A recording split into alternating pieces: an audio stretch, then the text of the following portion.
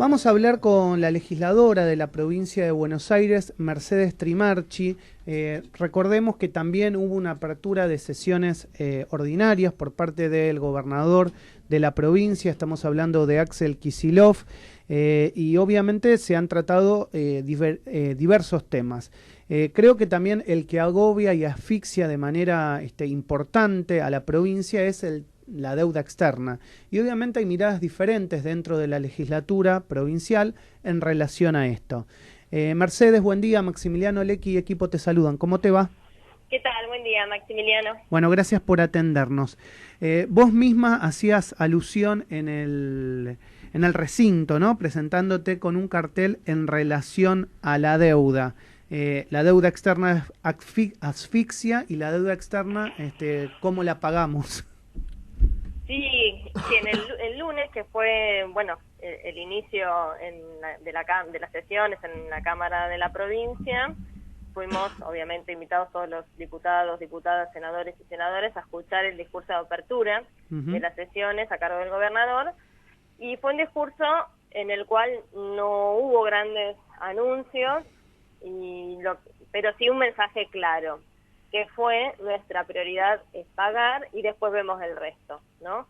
Habló de la situación de la provincia, de las emergencias, en salud, en educación, infraestructura, obras y demás, pero el mensaje de Kicillof fue claro, en sintonía con el de Alberto el día anterior y también en sintonía con lo que ya venía haciendo el gobernador en enero, que fue pagarle de contado a los bonistas, ¿no? Esos famosos 250.000 millones de dólares de contado que sacó plata de la provincia y pagó esa deuda. Entonces, obviamente desde la banca de izquierda socialista, en el frente de izquierda, en sintonía con lo que venimos planteando a nivel nacional, nosotros nos oponemos al pago de la deuda externa porque consideramos que es ilegítima, es inmoral, es ilegal y es una estafa. Entonces, que por eso no se puede pagar. Para nosotros es un mensaje claro que le mandamos al gobernador, como también lo hicimos hacia el presidente, porque como el dinero es finito, o se va a un lado o se va al otro. Entonces, si vos le pagás de contado a los bonistas 250.000 millones de dólares, como hizo en enero Kicillof, rápidamente le quitó la cláusula gatillo a los docentes. Entonces, los aumentos que vinieron después fueron completamente a la baja, por debajo de la inflación, por debajo incluso de la canasta familiar. Entonces, es un problema serio que hay en la provincia porque, insisto, el mensaje, en este caso del gobernador, fue primero pagamos y después vemos cómo arreglamos internamente. Eso teniendo en cuenta, discúlpame, pero quiero aclarar que ya se venían votando, se habían votado en diciembre, también en periodo extraordinario, leyes de emergencia en la provincia, que ahí sí votaron, como siempre, votan todos juntos, tanto el oficialismo ahora del peronismo todos juntos, en frente de todos, como todos los legisladores de Cambiemos y los otros bloques opositores votan la emergencia para la provincia en varios aspectos, educación, salud y demás. Y el tema es que se sigue sin discutir el presupuesto. Entonces, ahora el gobernador continúa de manera discrecional manejando los fondos de la provincia y dice, bueno, pongo acá, pongo allá, sin pasar por el Congreso, pero además sin discutir el presupuesto que va a implementarse para todo el año. Seguimos con el presupuesto del año pasado, el de Vidal, ¿no?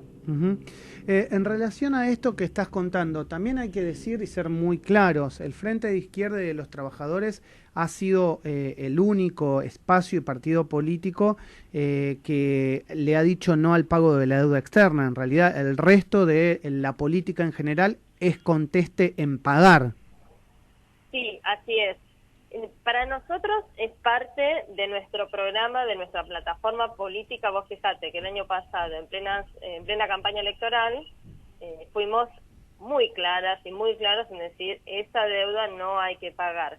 No solo la deuda que contrajo Macri, que fue escandalosa, sino la deuda que viene acumulada del gobierno anterior, del anterior, porque tiene un origen común, que es la especulación que hubo con bonos y demás durante la dictadura militar. Entonces, ese es el origen de la deuda externa, por eso decimos que es una estafa, viene de la dictadura, después todos los gobiernos que sucedieron la estatizaron, la pagaron, entonces eso es lo que hay que terminar de una vez, porque es un desangre que tenemos de los recursos nacionales que se van siempre para afuera, para organismos especuladores, y es plata que se saca de las escuelas, de los hospitales, de los trabajos, ¿no? Y permitime que te dé un dato, porque yo creo que hay que marcar esta diferencia que tenemos desde el Frente de Izquierda y el resto de los partidos, sean opositores o oficialistas de acuerdo al gobierno de turno, pero hay un mensaje claro por parte en ese momento del peronismo que es: nosotros pagamos ahora y pagamos antes, y hay un mensaje que dice, bueno, el FMI ahora es bueno o no va a ser tan duro, y para nosotros no es así. El FMI es un organismo usurero internacional que siempre que se mete en las economías de los países es justamente para reventar esas economías. Es el caso de Grecia, es el caso de Líbano, es el caso de Ecuador y también es el caso de Argentina, ¿sí? ¿Qué tal, Cuando Mercedes? Sí. se renegocia la deuda, lo que quieren es cambios estructurales. Y esos cambios estructurales es más ajuste para el pueblo trabajador. Es recortar, por ejemplo, las jubilaciones, las pensiones. Ese es el plan que tiene el FMI para toda la región. Es, por ejemplo, hacer una gran reforma previsional, donde se aumente la edad jubilatoria, donde se achiquen las jubilaciones, entonces, y por ejemplo terminar con los regímenes especiales, como es el que tenemos en docentes, que se aporta más justamente para poder tener una jubilación un poco más digna que el sistema de reparto común, ¿no? Entonces, es importante marcar esta diferencia, porque no es solamente un problema de números, sino que también es un problema de con qué políticas, ¿no?, se enfrenta a estos organismos usureros que vienen por todo, ¿sí? Vienen por las reformas estructurales, por las reformas previsionales, pero también es una política de saqueo constante, o sea, vienen por los recursos naturales, el litio, Kicillof habló, por ejemplo, de Vaca Muerta, ¿no? En Neuquén, ese método extractivista del petróleo no convencional que está dejando, que eso sí no lo dicen ellos, pero están dejando tierras contaminadas y aguas contaminadas en la zona donde están haciendo este método de extracción del petróleo no convencional. Entonces, es muy alarmante la situación. Por eso la izquierda se planta unida y firme en decir, bueno, no hay que pagar, y también, o sea, no hay que pagar la deuda, pero también tenemos un plan alternativo. Por ejemplo, en el Mercedes, discurso, justo te iba a preguntar sobre eso.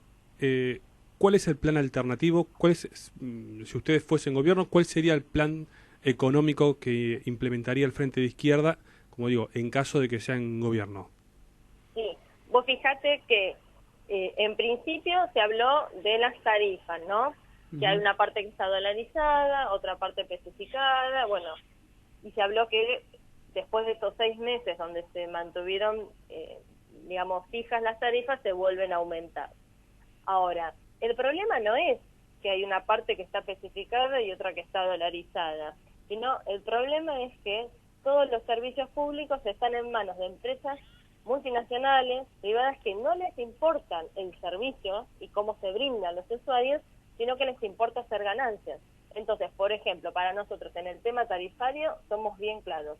Todas las empresas de servicios tienen que reestatizarse y tienen que estar controladas por sus trabajadores y por los usuarios, que somos los únicos interesados en que el servicio funcione. Entonces, ese es un plan del Frente de Izquierda que lo planteamos en campaña, lo seguimos planteando estando en las bancas. Por ejemplo, yo presenté un proyecto de ley en la provincia que habla de la reestatización del servicio, en este caso de luz, que va en este sentido, ¿no? La reestatización bajo control de sus trabajadores y usuarios para garantizar un servicio de calidad, y entonces y también evitar todo el negocio de los subsidios que continúan dando, que dio el gobierno de Macri, que ahora también se continúan.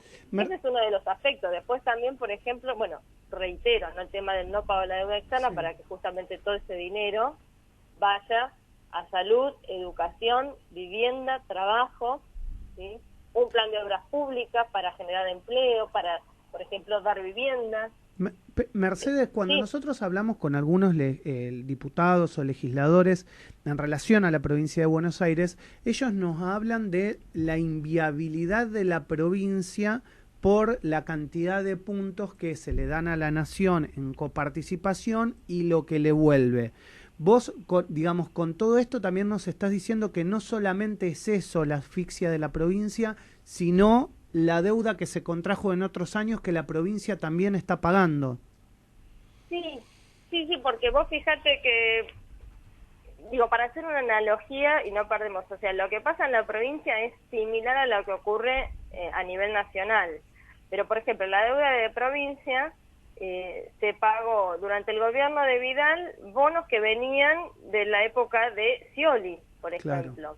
Ahora, Kicillof va a pagar bonos que vienen de la época de Vidal, es decir, esto no es un problema de ahora. Digo, lo mismo a nivel nacional, o sea, Macri pagó bonos de la era Cristina y lo mismo ahora va a hacer Fernández en relación a la deuda que dejó Macri. Entonces, no es un problema de ahora, de 3, 4 años atrás, o 8 años atrás, sino que estamos hablando de un problema estructural para nuestro país porque viene desde hace décadas. Y es importante que se conozca que toda esta bicicleta financiera viene de la dictadura. Estamos próximos a un 24 de marzo, donde volvemos a salir a las calles para repudiar la dictadura, para repudiar el gobierno militar, repudiar los 30.000 desaparecidos y desaparecidas, y también repudiar ese plan económico que dejó la dictadura, que por entonces ya lo denunciaba Walsh, pero que sí es importante marcarlo, porque dejaron un modelo económico basado en la especulación financiera, en una sangrienta, ¿no?, pues, deuda externa, y que después, que fue contraída por privados en la dictadura, pero que después se estatizó. Entonces, un negocio de unos pocos privados, amigos del poder de turno en ese momento, que eran los militares, después ahora la tenemos que pagar todos los argentinos y las argentinas. Entonces, eso es algo muy, muy importante y se tiene que conocer, porque si no, todo el tiempo recibimos la información de que, bueno, las deudas hay que pagarlas como si fuera, digo, no es que a mí me prestó plata una amiga y se la tengo que devolver, sino que estamos hablando de una verdadera estafa al pueblo argentino. Sí. Incluso hubo fallos judiciales que dicen que no había que pagar la deuda, que justamente se demostró en el año 2000 a través de un fallo que dio el juez Ballesteros, que investigó la deuda y que dijo que era totalmente ilegítima, Sí, porque exacto. había sido para beneficiar a unos grupos especuladores y no para justamente beneficiar al pueblo, ¿no? Mercedes, Entonces, para sí. aprovecharte, ya que también sos una militante de lo que es el aborto legal, seguro, ¿qué pensás del proyecto que pretende enviar el presidente Fernández? ¿Tenés algunos lineamientos para poder agregar al debate de la sociedad, que ya viene desde hace algunos años a esta parte? Sí, bueno, en primer lugar, poder reconocer que se haya hablado en la Asamblea Legislativa del aborto clandestino, de que hay que hacerse cargo, que es un tema de salud público. Eso nosotras la tomamos como propio porque tiene que ver con el movimiento feminista que desde hace años venimos reclamando. Sí. La necesidad de que se garantice ese derecho, que se legalice el aborto, y digo, nosotras, bueno, particularmente yo soy de izquierda socialista y parte de la campaña nacional por el derecho al aborto, que tiene 15 años, justamente elaborando un proyecto de ley, presentándolo sistemáticamente, y bueno, fuimos parte organizadora de todo lo que fue la enorme marea verde en el 2018. Uh-huh.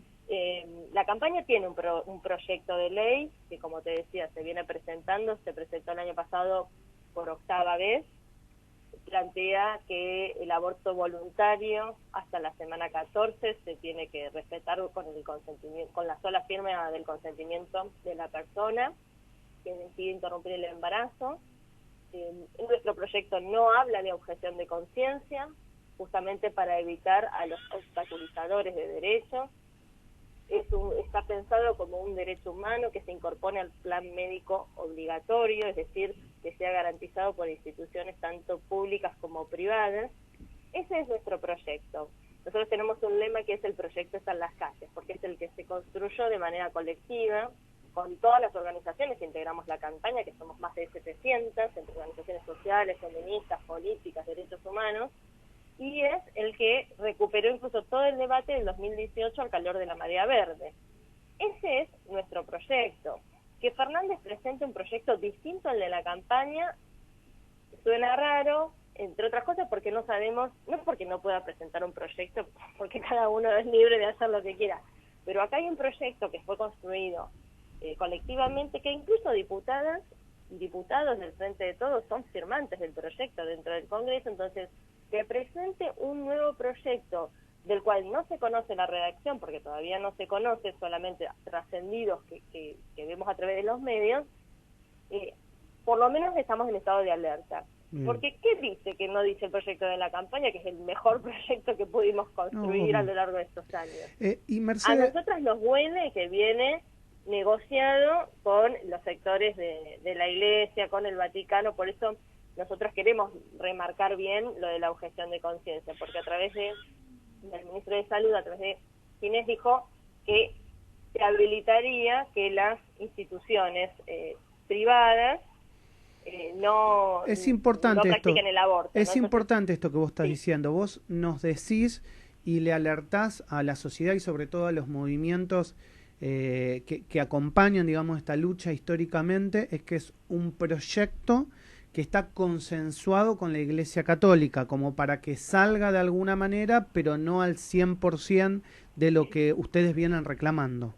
Sí, así es, porque, y eso es importante, porque consensuar un proyecto con la Iglesia Católica en materia de el aborto es un problema, porque si hay una institución que se opone a este derecho es la Iglesia Católica, bueno, y demás, por supuesto, iglesias evangélicas, lo vimos en el 2018 cómo se movilizaron contra el derecho a decidir de las mujeres y personas con posibilidades de gestar. Entonces, ese es el alerta que hacemos al conjunto de la sociedad, sobre todo al movimiento feminista, que viene peleando, que lleva el pañuelo verde en su mochila, en su cartera, porque es importante que se respete nuestro derecho a decidir y que se apruebe el proyecto de la campaña, que tiene estado parlamentario, es decir, lo podrían votar hoy, si quieren, y así queremos que sea. Entonces, ahora estamos próximas a una nueva jornada por el Día Internacional de las Mujeres Trabajadoras, ¿no? Que es el 8 de marzo.